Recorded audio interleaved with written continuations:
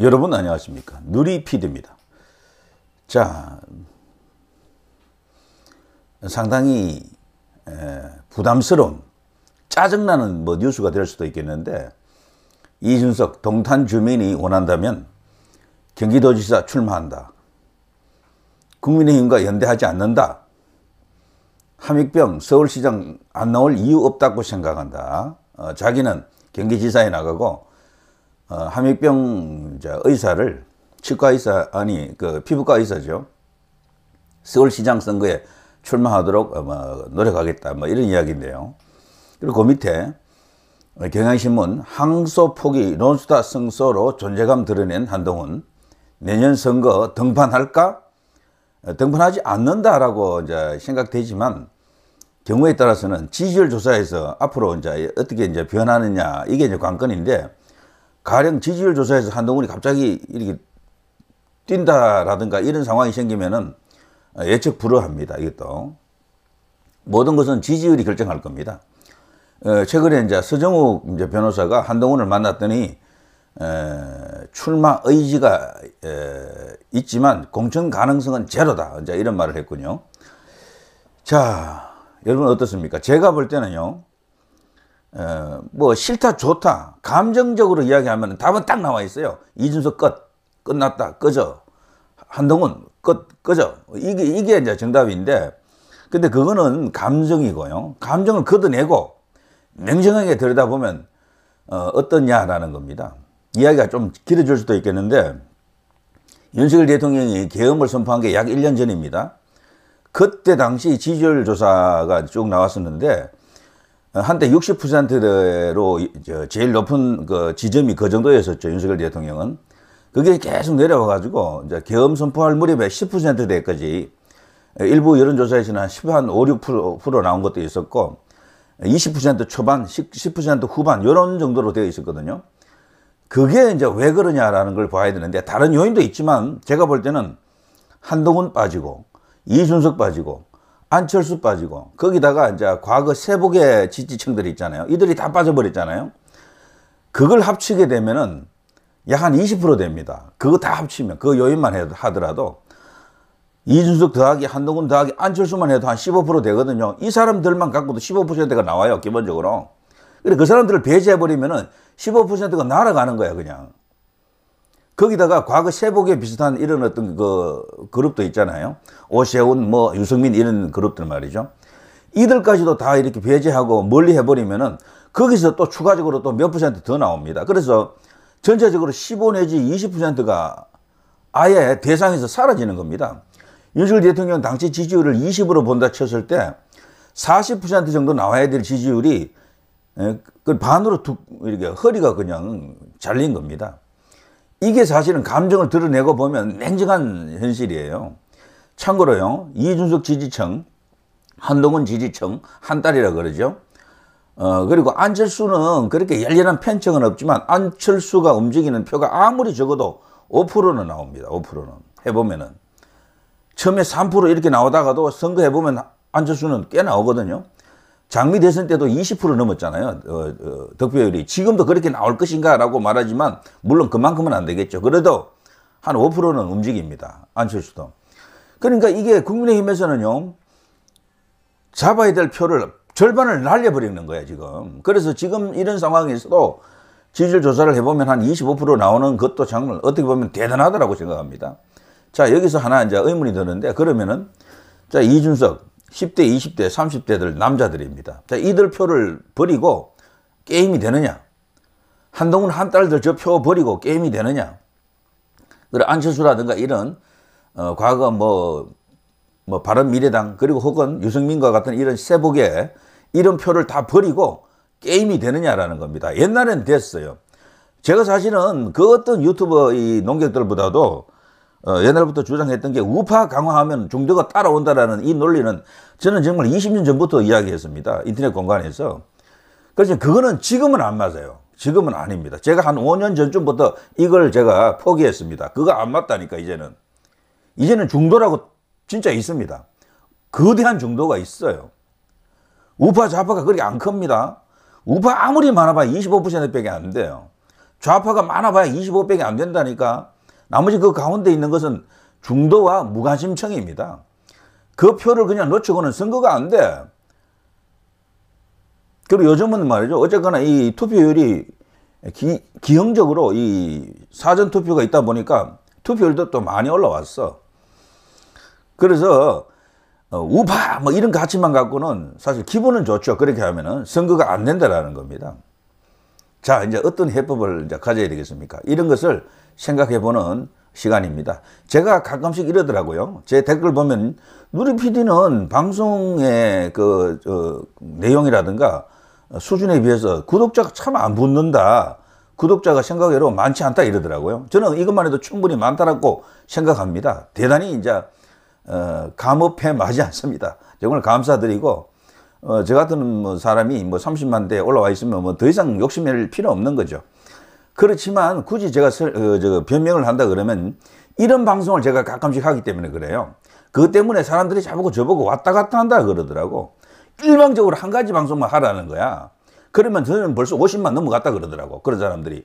근데 저는 그렇게 할 수가 없어요. 그런 한쪽의 이야기만 계속 전달하는 방식, 그것도 물론 저도 합니다. 한 90%는 그런 방송이에요. 나머지 10%는 제가 다른 이야기도 조금 해드려야 된다. 객관적인 이야기도 좀 해야 된다.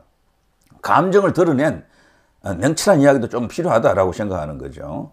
이번에는 그런 시간입니다. 좀 시간이 좀 긴 이야기가 될 텐데, 좀 인내심을 갖고 함께 하는 마음으로 이준석 없이, 한동훈 없이, 안철수와 이런 어떤 그룹 없이, 세복의 반미당 이런 그룹 없이 순수하게 우파만으로 선거가 되느냐, 정치에서 이길 수가 있느냐. 윤석열 대통령이 계엄할 때 그 낮은 지지율의 원인이 다른 요인도 있지만 당연히 가져와야 될 지지율까지도 차버린 그런 결과가 아닌가 이렇게 이제 보는 시각도 있기 때문에 제가 이런 방송을 지금 현재 우파 유튜브라고 하는 사람들 중에 이런 방송을 해주는 데가 없잖아요. 솔직히 한 번쯤은 여러분이 들어볼 만하다라고 생각합니다. 계속해서 채널을 고정하시고 한번 들어봐 주십시오. 요거는 제가 조금 시간이 조금 할애되는 그런 시간인데 저도 사실 이제 꺼립니다. 이런 방송을 과연 해야 될까라고 생각하는데요. 아무튼 이들이 이제 뭐 각계 약진을 하거나 아니면 뭐 이렇게 이래저래 자기 정치 시작하게 되면 상당히 이제 부담스럽죠. 시끄럽고 내부 분탕 이런 느낌이 들 겁니다. 그렇다고 또 이들을 그냥 배제해버리면 독자 출마한다든가 이런 일이 생기면은 국민의힘은 수도권에서 전멸되겠죠. 그러면 어떤 일이 일어납니까? 윤석열 대통령에게 어떤 영향이 가나요?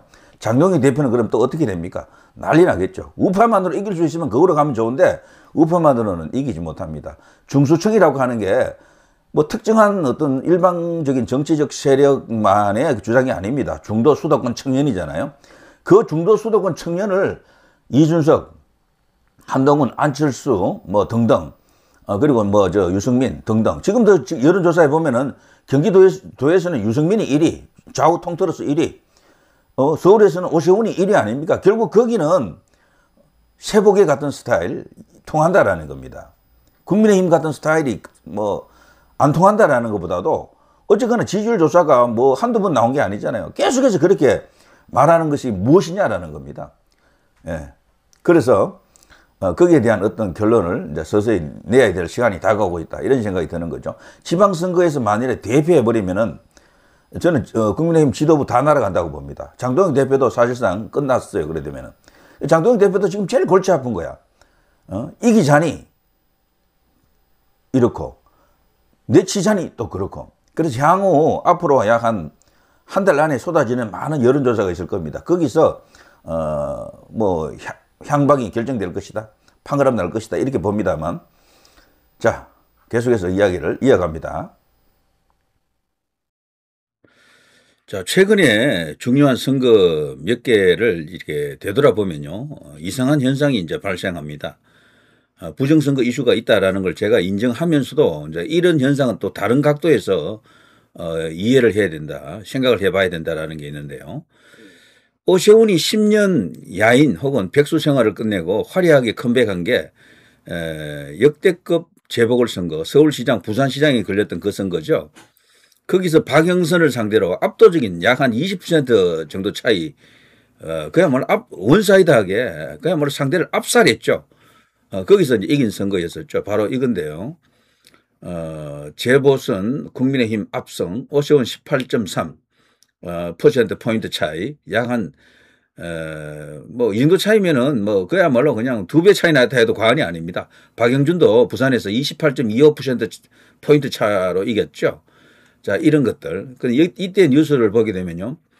4.7 재보선 국민의힘 압승 오세훈 박영준 쭉 이렇게 나오죠. 그리고 특히 오세훈 같은 경우에는 서울 25개구 싹쓸이 한 곳도 진 곳이 없어요. 저쪽 있죠. 그 현재 민주당 아성이라고 하는 그 지역구에서도 다 이겨버렸습니다. 그때 말이죠. 이때 이제 부정선거 이슈가 있었느냐 없었느냐 놀랍게도 이때도 부정선거가 있었다라고 하더라고. 다만 너무 크게 이겼기 때문에 공병호 씨 등등해서 별로 말할 뭐 필요가 없었겠죠. 그냥 조금 거론하다가 말았다니까요. 이때도 있었다고 말은 합니다. 그런데 그거를 이제 믿어주기는 상당히 어렵죠. 왜 그런가 하면은 너무 크게 이겨버려가지고 이때도 부정선거 있었다고 말하기 어렵잖아요.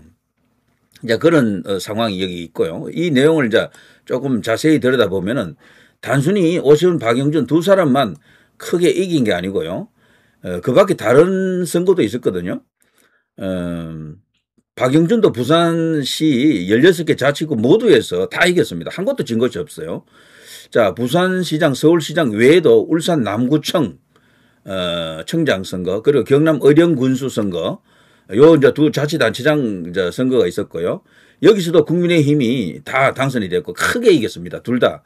그리고 6개 광역의원 선거에서 국민의힘이 4석을 차지했고요.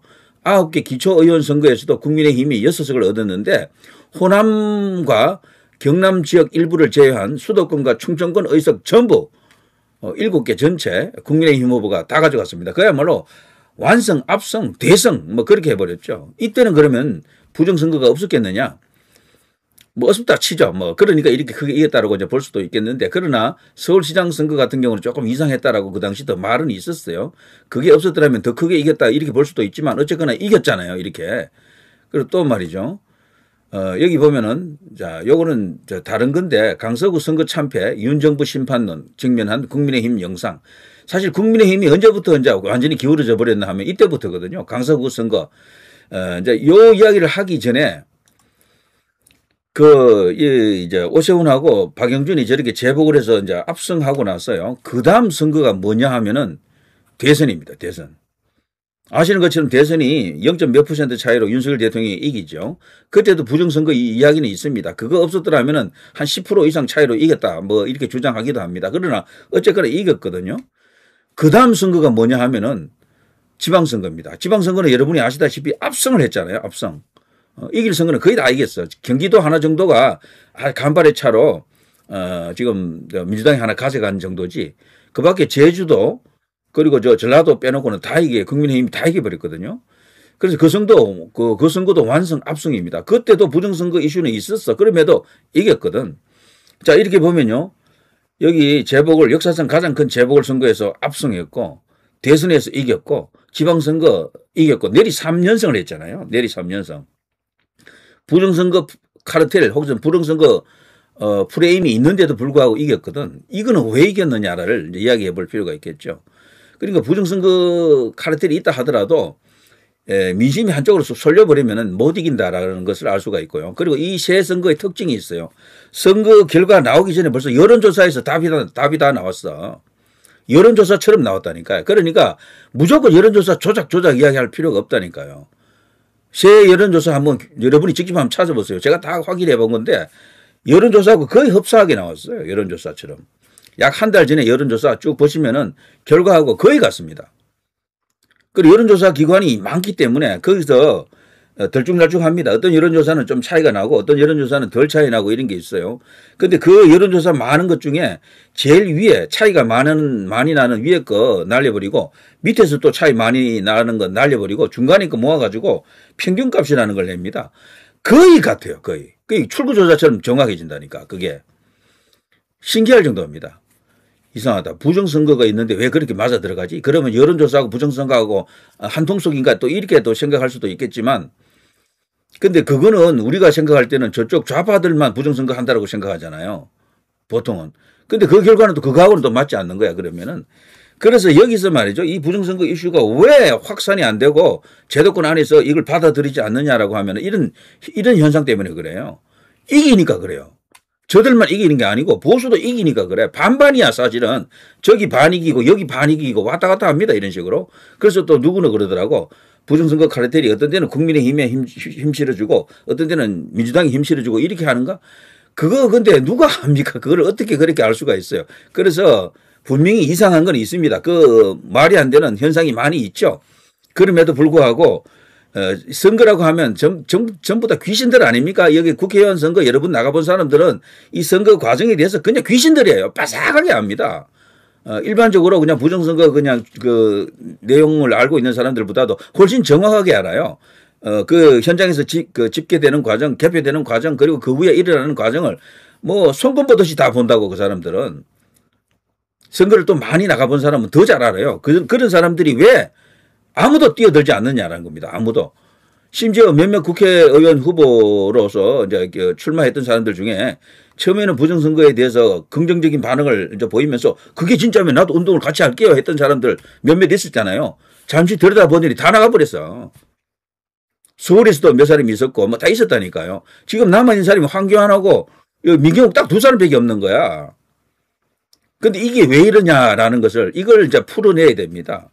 합리적으로 풀지 못하면 제도권 안으로 못 들어가는 거야. 언론도 그냥 전부 음모론으로 보고 그리고 이제 국민의힘 의원들도 그렇고 저 민주당 의원들도 그렇고 제도권 내에 있는 정치 세력들은 이걸 콧등으로도 안 들어요. 그냥 들은 뭐 척만척입니다.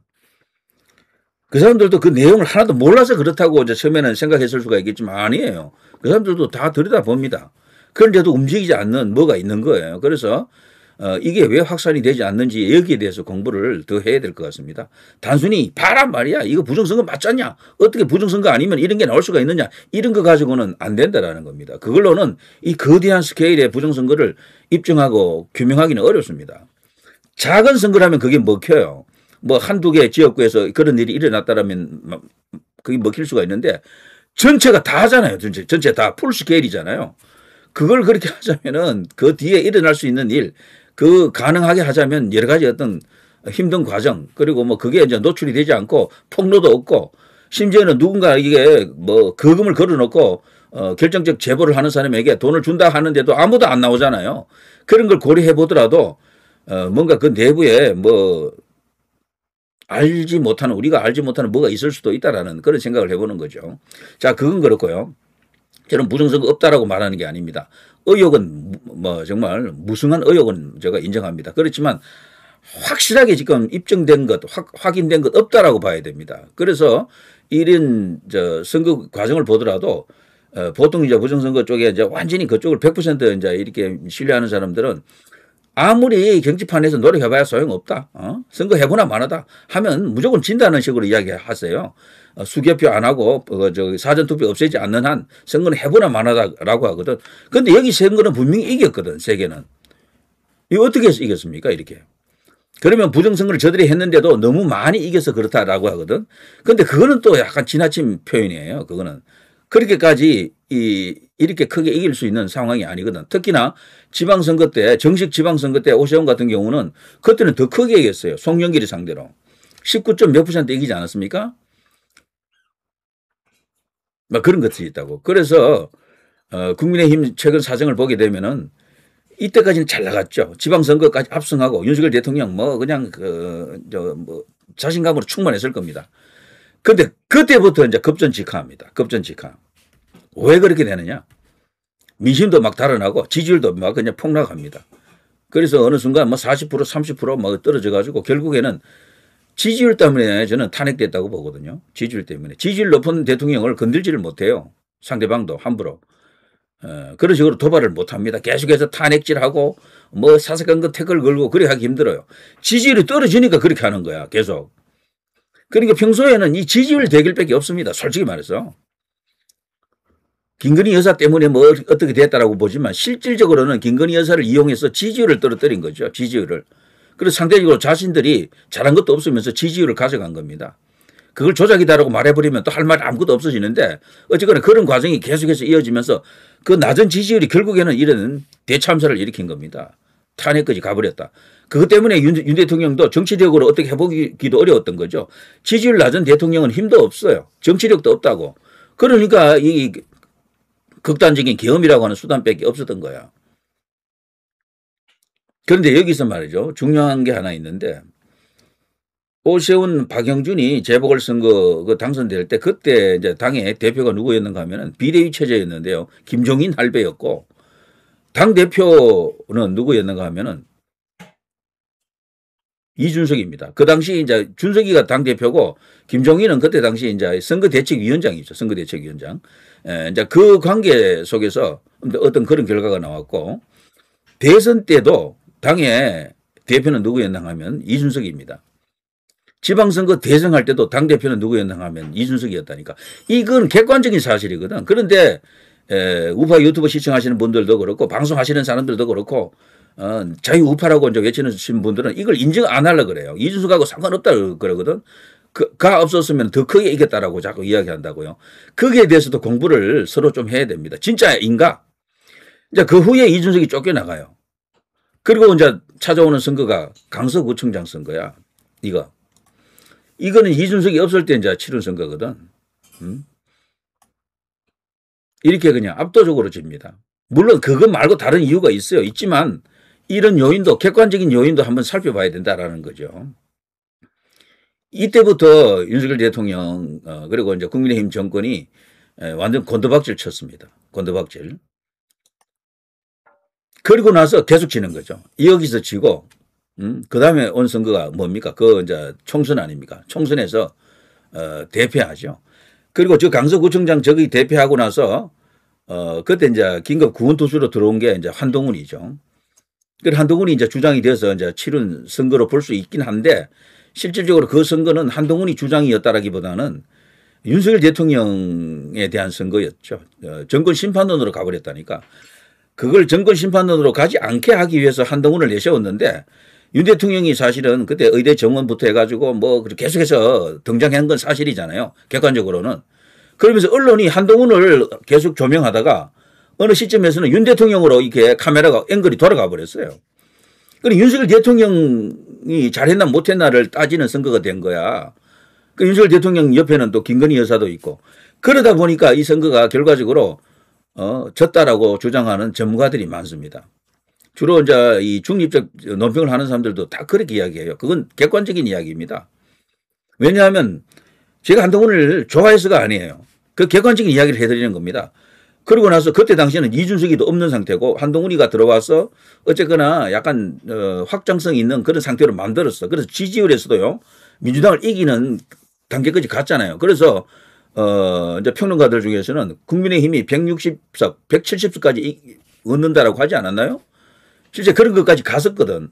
근데 그게 약 한 달 좀 남겨놓고 뭐 조국 현상도 터졌고요. 2조 심판 어쩌고 저쩌고 이런 걸로 이제 대응을 해봤지만 그게 이제 먹히지 않았고 이제 조국이가 나와가지고 뭐 지민 비조 앞세우면서 지역 선거는 뭐 민주당 그리고 이제 비례대표는 조국 뭐 이런 식으로 외치면서 계속해서 빅스피커로서 활동을 했고 그랬지만 결국에는 선거 구도가요. 프레임이라고 할까 구도가 처음에는 이재명 심판이 가까웠어요. 2조 심판이 사실은 더 힘이 더 있었던 것일 수도 있고 거기다가 한동훈이 들어오면서 국민의힘이 새로운 어떤 그 분위기가 만들어진 것은 사실이거든. 그때 당시까지는. 그래서 지지율에도 나타났고 어디서 전망치에서도 최소 140석 최소. 근데 기대치는 160에서 170석 이렇게까지 간 건 맞거든. 그 당시에. 대부분의 여론조사에서 그렇게 나왔고 또 주요 언론들도 그렇게 이제 보기 시작했거든요. 그런데 이게 한 달 딱 남겨놨고 그 정도 남겨놓고 이게 이렇게 됩니다. 그 과정에 윤석열 대통령의 이제 원래 이제 선거가 열리면 현직 대통령은 모습을 감추는 게 그게 맞거든요. 등판을 합니다. 본격적으로 윤석열 대통령이 제일 그냥 선두에 부상합니다. 그리고 윤 대통령 선거가 됐다니까. 문재인 같은 경우는 총선 앞두고 그랬죠. 100일 전에 딱 이렇게 청와대에서 당시 그 대변인이 나와서 앞으로 선거 때문에 뭐 논란이라든가 의혹을 사지 않기 위해서 우리 청와대는 사라집니다라면서 100일간 그 사람들 사라져 버렸어요. 나타나지도 않았어 언론에 아예. 문재인이가 그 기간에는 있는지 없는지도 몰랐다니까. 그런데 그리고 나서 4.15 총선을 다 가져갔죠. 압승을 해버렸죠. 뭐 그런 것도 있고 현상적으로 일어난 일만 제가 말씀드립니다. 결과가 그렇습니다. 그래서 크게 이겼던 선거는 준석이가 있었다. 대패한 선거. 그리고 나서 계속 지고 있잖아요, 지금. 강서구청장 대패. 그리고 이제 총선 대패. 그리고 이제 이번에 대선. 대선은 대패라고 하기는 어렵습니다. 보니까 뭐 거의 같더구나. 여기 보수하고 저쪽 이제 뭐 진보라고 하긴 좀 그렇지만 그쪽하고 보면 거의 같아요. 준석이가 이번에 나와가지고 한 8점 몇 프로 가져갔는데 김문수하고 합쳐보면은 이준석이가 그거 만일에 단일화 해준다 그러면 그냥 단순하게 산술적 계산으로 보게 되면 이재명보다도 0. 몇 % 많습니다. 김문수 더하기 이준석 하면 더 많다니까. 그리고 여기서 중대한 뭐가 있는 겁니다. 이길 때 준석이가 있었다라는 겁니다. 한동훈 효과가 났을 때는 이길 수 있는 가능성이 있었다라는 겁니다. 그런데 어느 시점부터 그 효과들이 빠지고 준석이 빠지고 한동훈 빠지고 이제 남는 것은 윤석열 대통령이 한 명 딱 남지. 그 옆에 이제 김건희 여사 딱 남으니까 이게 그냥 지지율도 추락하고 떨어지고 결과도 그냥 비참하게 됐다. 근데 그 모든 것을 인정 안 하고 부정선거 때문이다 잃어버리는 게 지금 우파 상황이거든요. 그러면 이 이긴 3번의 선거에 대해서 뭔가 이렇게 마땅한 설명을 내놔야 됩니다. 이런 이유 때문에 제도권 내에 정치인들이 들어오지 않는 거예요. 그래서 뭐든 100% 믿는 것은 없다라고 저는 그렇게 봅니다. 확정되기 전까지는. 그래서 어느 정도 믿되 약간의 의심도 같이 하면서 믿어야 된다라고 생각이 들고요. 이제 지금 부정선거 이제 쪽에 계신 분들은 너무 이게 이제 믿음이 지나쳐가지고 거의 이제 종교화 됐더라고요. 종교화. 근데 그것이 만일 하나 아닐 가능성은 생각 안 해봅니까? 다른 사람들하고 한번 토론을 해보면 그거 아니다라는 사람은 또 아니다라는 이유를 막 대요. 예전에 김어준이도 그 비슷한 그 주장을 다 했던 거고, 그 닮아 있어요, 사실 어떤 면에서는. 그래서 지금 인터넷 공간에 나오는 게 저게 어떻게 부정선거가 아니면 어떻게 저런 게 나올 수 있나. 이제 그렇게 생각하는 그런 흔적도, 증거도 많죠. 그렇지만 또 다른 쪽에서 그걸 또 설명해 놓은 걸 보면 그런가 싶은 것도 없잖아요. 또 있고 막 그렇습니다. 그래서 이 정치 현상에서 일어나는 것 중에 특히 국민의힘 내부에서는 부정선거를 이걸 인정하는 듯한 그런 발언을 하거나 문제의식을 갖고 있는 사람이 현실적으로는 없잖아요. 아무도. 없다니까, 아무도. 자, 그런 속에서 그걸 갖고 이제 자꾸 뭐 현상을 분석하려고 그러면은 큰 모순이 일어날 수도 있습니다. 자, 어쨌거나 이 부정선거라고 하는 거대한 프레임이 있는 것은 사실이지만 그럼에도 국민의힘이 절반 정도는 이기고 있었다. 뭐 지고 이기고 계속 했던 거죠. 그래서 이제 이런 걸 고려하게 되면은 뭐 다가오는 지방선거도 이길 수도 있다라고 봅니다. 저는. 여기서 근데 조건이 있어요. 이길 수 있다라는 조건은 바로 준석이나 한동훈 같은 이런 비호감, 우파에서 정말 내려찍고 싶은 사람, 뭐 쫓아내고 싶은 사람들이 있죠. 이런 사람들만을 꼭 이야기하는 건 아닙니다만, 보수라고 하는 이 세력이 가장 확장이 되어 있을 때, 그때 이기는 현상이 나타났어요. 그때 이제 부정선거 세력들이 뭔가를 저질러도 그 선을 넘지를 못해요. 왜 그런가 하면 사전에 여론조사에서 벌써 잡히거든요. 어디가 이길지가 나타난다니까. 여론조사 10% 이상 차이 나게끔 그런 식으로 뒤집지를 못해요. 그래서 사전에 이제 그 진행되는 수없이 많은 여론조사 거기서 이길 수 있도록 해야 됩니다. 충분히 이길 수가 있어요. 근데 우파라고 하면서 외곽을 쳐내버리고 그냥 그 내부 분열이 일어나서 그냥 한동훈 아웃, 뭐 아웃 이런 식으로 계속 가버리면은 절대 여론조사에서 좋게 안 잡힙니다. 그럼 결과적으로 진다니까. 부정선거 때문에 졌는지 뭐 때문에 졌는지 진다니까요. 그렇게 되면 무조건. 그래서 진짜 애국 우파가 될수록 문을 열어야 된다라고 저는 그렇게 보는 거거든. 자, 이런 거는 선거 앞두고 이야기해야 되는 게 맞나 싶기도 하지만 한 번은 뭐 또 이런 이야기를 해보는 것도 뭐 나쁘진 않겠다 이런 생각이 듭니다.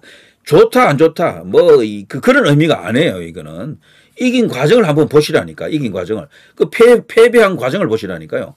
패배한 선거에서는 다 반대로 가버렸거든.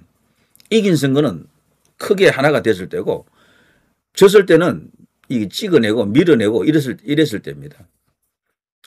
자, 뭐 그러네요. 자, 누리 PD 김준희였습니다.